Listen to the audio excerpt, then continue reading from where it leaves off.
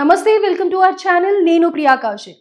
కాచిగూడలో అత్యంత దారుణమైన సంఘటన చోటు చేసుకుంది. భర్త భార్యని అత్యంత దారుణంగా చంపేశాడు. పూర్తి వివరాల్లోకి వెళ్తే వాళ్ళిద్దరూ ప్రేమించి పెళ్లి చేసుకున్నారు. సంవత్సరం తిరగగానే ఆ అమ్మాయి ప్రెగ్నెంట్ అయింది. అయితే ఆ అనుమానంతో ఆ అమ్మాయిని కొట్టి చంపేయడం జరిగింది. ఇది హైదరాబాద్ నడిబొడ్డున కాచిగూడలో జరిగిన సంఘటన. అయితే ప్రస్తుతం దాని గురించి పూర్తి వివరాలు తెలుసుకుందాం. లైన్ లో మన రిపోర్టర్ తేజ ఉన్నారు. హలో తేజ. చెప్పండి సో ప్రియాంక. ప్రస్తుతం అక్కడ అప్డేట్ ఏంటి తేజ? ఏం జరిగింది? పూర్తి వివరాలు ఏంటి తెలియజేస్తారా? రైట్. సో మేడం, ఈ ఘటన ఏదైతే జరిగిందో ఈ కుషాయిగూడలో మొత్తం హైదరాబాద్ అంతా కూడా ఒక్కసారిగా ఉలిక్కిపడింది. ఎందుకంటే ఇద్దరు కూడా చిన్న వయసులోనే మ్యారేజ్ చేసుకున్నారు. గతంలో వాళ్ళు లవ్ మ్యారేజ్ చేసుకున్నారు. అండ్ అలాగే ఆమె ప్రెసెంట్ ఆమె గర్భిణిగా ఉంది. 7వ నెల వరకు కూడా ఆమె గర్భిణిగా ఉన్నట్టు కూడా చెప్తున్నారు. ఇలాంటి టైంలోనే అతను చాలా దారుణంగా ఆమెను చంపేసి అదంతా కూడా ఒక ప్రమాదవస్తు సంఘటనలో జరిగిందని ఇది సృష్టించే ప్రయత్నం కూడా అతను చేశాడని చెప్పి పోలీసులు అయితే ఇప్పటి వరకు కొన్ని విషయాలు వెల్లడించారు. అసలు చంపాల్సిన కారణం ఏమైనా తెలిసిందా తేజ? చంపాల్సిన రీజన్ ఏంటంటే అతను ఆమెకి వేరే ఇతర సంబంధం ఉంది, అక్రమ సంబంధం అనుమానంతో. ఆ అనుమానంతో ఈ విధంగా ప్రవర్తించాడు. అండ్ దీనికి సంబంధించి గత కొన్నేళ్లుగా వాళ్ళిద్దరి మధ్య గొడవలు జరుగుతున్నాయి. అండ్ అలాగే వాళ్ళిద్దరు కూడా దూరంగా ఉన్నారు. తర్వాత మళ్ళీ తను గర్భం దాల్చిన తర్వాత మళ్ళీ వాళ్ళు కలిసారు. కలిసి మళ్ళీ రెంట్ కి ఒక ఇల్లుని తీసుకున్నారు. ఇల్లుని తీసుకుని అక్కడ ఇద్దరు కూడా జీవిస్తున్నారు. ఇదే టైంలో ఇతను తాగడం, సరిగ్గా పని చేయకపోవడం, ఆమె మీద ఇంకా అనుమానం ఎక్కువ అవడంతో ఇవే మాట్లాడడం, డైలీ గొడవలు పడడం. అంటే ఇరుగు పొరుగు వారు కూడా ఇలాంటివి మాట్లాడుతున్నారు. ఎప్పుడు చూసినా తాగేసి వచ్చి పిల్లని కొడతాడు, ఏం చెప్తాం చిన్నపిల్లలు, ఆమెమో చిన్నపిల్ల, పాపం చాలా బాధపడేది. సో అంటే మొత్తానికి ఒక రోజు ఇతను మరి ఎలా ఆలోచించాడో, లేకపోతే ఇతను మత్తులో ఉండి ఈ విధంగా ప్రవర్తించాడో, లేదంటే ఇతను ఎవరైనా సాయంతో ఎలా చేస్తాడో తెలియదు కానీ భార్యకి ఫుల్ గా డ్రింక్ చేపిచ్చాడు. ఆమెకు ఫుల్ గా డ్రింక్ చేపిచ్చి కడుపుతో ఉన్న మహిళకి డ్రింక్ చేయించాడు. కడుపుతో ఉన్న మహిళకు డ్రింక్ చేపిచ్చి తన పొట్టపై గర్భం పెన్నును దాల్చిన మహిళ ఆ పొట్టపై కూర్చుని తలదిండుతోటి తనకు ఊపిరాడకుండా నొక్కి చంపేశాడు. దాని తర్వాత ఇదంతా కూడా ఒక గ్యాస్ లీక్ అయిపోయింది, గ్యాస్ లీక్ అయిపోయి చనిపోయినట్టు సృష్టించడానికి కిచెన్ లో ఉన్న గ్యాస్ బండని తీసుకొచ్చి ఆ వైర్ అదంతా కూడా ఆ బెడ్రూమ్ ఎక్కడైతే ఆమె చనిపోయిందో అక్కడ దాన్ని అట్లా పెట్టి, అంటే ఇదంతా కూడా ఆమె ప్రమాదవశాత్తు చనిపోయింది అనేది సృష్టించడానికి, తన మీదికి రాకుండా అమ్మాయి గ్యాస్ లీకేజ్ లో చనిపోయింది అని చూపించే ప్రయత్నం గ్యాస్ చేశాడు. లీక్ అంతా ఇప్పేసి ఒక అగ్గిపుల్ల అక్కడ వేసేసి అక్కడి నుంచి వెళ్ళిపోయాడు. సో అంటే అక్కడి నుంచి అతను వెళ్ళిన తర్వాత అక్కడ ఏమైందంటే అందులో గ్యాస్ లేదు, అది ఇతను అబ్జర్వ్ చేయలేదు. అబ్జర్వ్ చేస్తుంటే అతను వేరే విధంగా మరి ఆ బాడీని అసలు దొరకకుండా చేసేవాడేమో. అతను అబ్జర్వ్ చేయకపోవడం వల్లే ఈ రోజు బాడీ దొరికిందని పూర్తిగా చెప్పుకోవచ్చు. అండ్ అతను చేసిన దారుణమైన పని వల్ల ఆ గర్భంలో ఉన్న పిండం కూడా బయటకు వచ్చి అక్కడ ఆ ప్రాంతం అంతా కూడా కొంచెం రక్తపు మడుగులో పూర్తిగా కనిపించింది.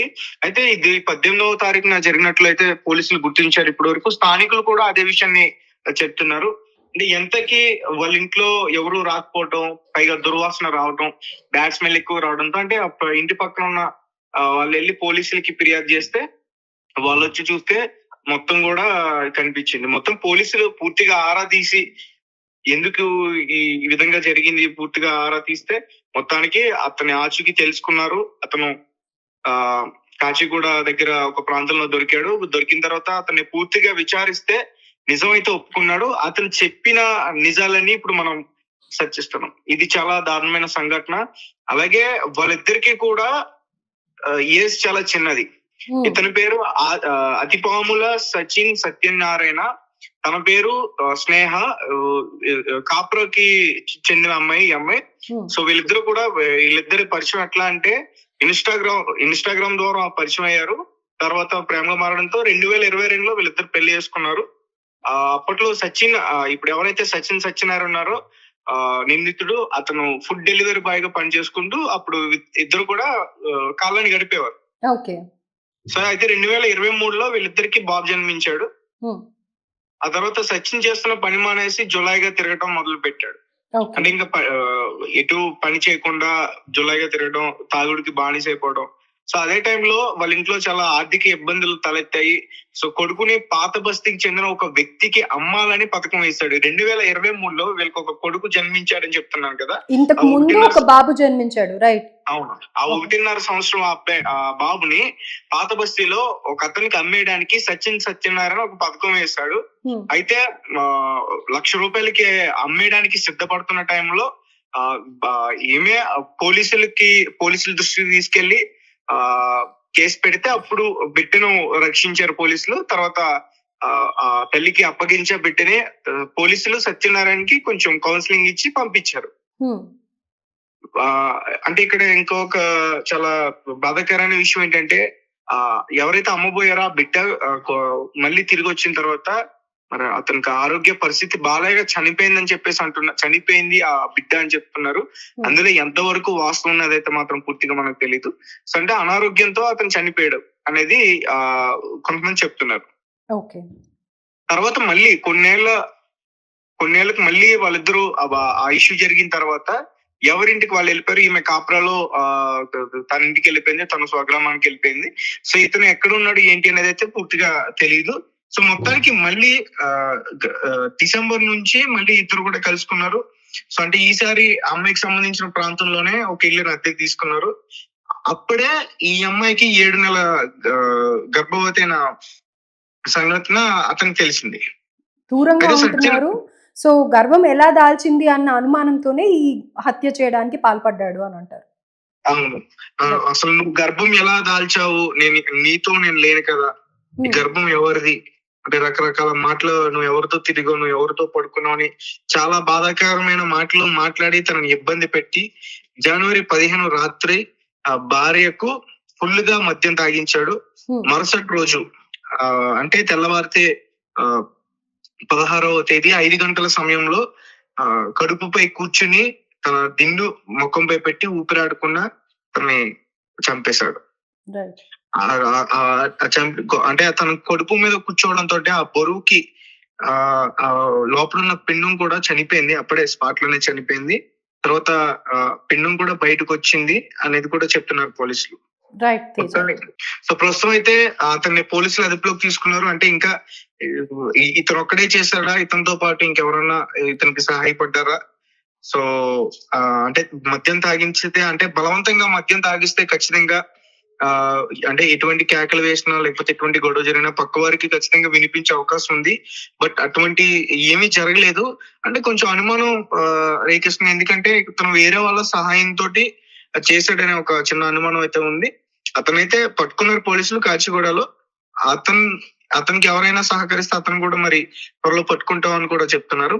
ప్రస్తుతానికైతే అతన్ని రిమాండ్ కి పంపించారు. రైట్ తేజ. సో విన్నారు కదా, అత్యంత దారుణంగా భార్య మీద అనుమానంతో కాల్తో తొక్కి ఆవిడ మీద ఎగిరి దూకి కూర్చుని ఆ పిండం బయటికి వచ్చేలాగా ప్రవర్తించి మొత్తానికి ఆవిడని ఆ స్నేహ అనే అమ్మాయిని హత్య చేశాడు. సచిన్ గతంలో కూడా చూసుకున్నట్టయితే చుట్టుపక్కల వాళ్ళు చెప్పిన దాని ప్రకారం అబ్బాయి క్యారెక్టర్ ఎప్పుడు తాగి రావడం, ఇంట్లో గొడవ పడడం ఇలాంటివి చూస్తూ వస్తూ ఉన్నాము అని అనేసి, అది కూడా ఇది 18న జరిగితే ఇప్పుడు ఆలస్యంగా ఇది వెలుగులోకి వచ్చింది అనుకోవచ్చు.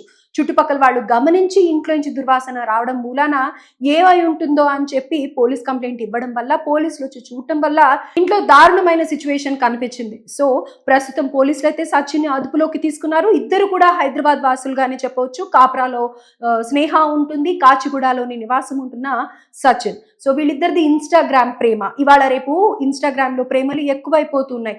ఆ మనిషి ఏంటి, అవతల వ్యక్తి ఏంటి అనేది తెలియకుండానే అతి చిన్న వయసులోనే, వీళ్ళ వయసు కూడా చాలా చిన్నదిగా చెప్తూ ఉన్నారు. పెళ్ళై కూడా 2022లో పెళ్ళైంది. ఇప్పుడు ఇది 25. సో ఒక 3 ఏళ్ళు 4 ఏళ్లలోనే ప్రేమలు, పెళ్లిళ్ళు, డైవర్స్లు ఇంకా చూస్తూనే ఉన్నాము. ఇప్పుడు ఇది హత్యకి దారి తీసింది.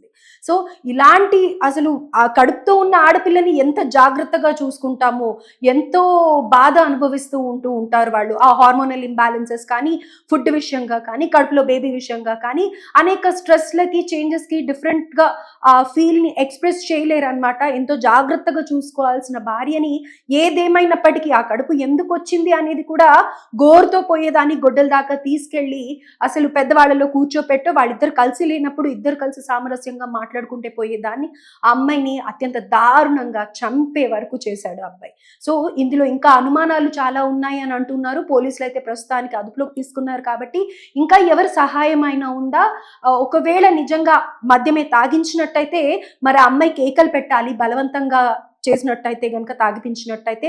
అలాగే ఆ కొట్టిన సమయంలో కూడా అరుపులు వినిపించాలి. మరి అలాంటి అరుపులు ఎప్పుడు వినిపిలేదు.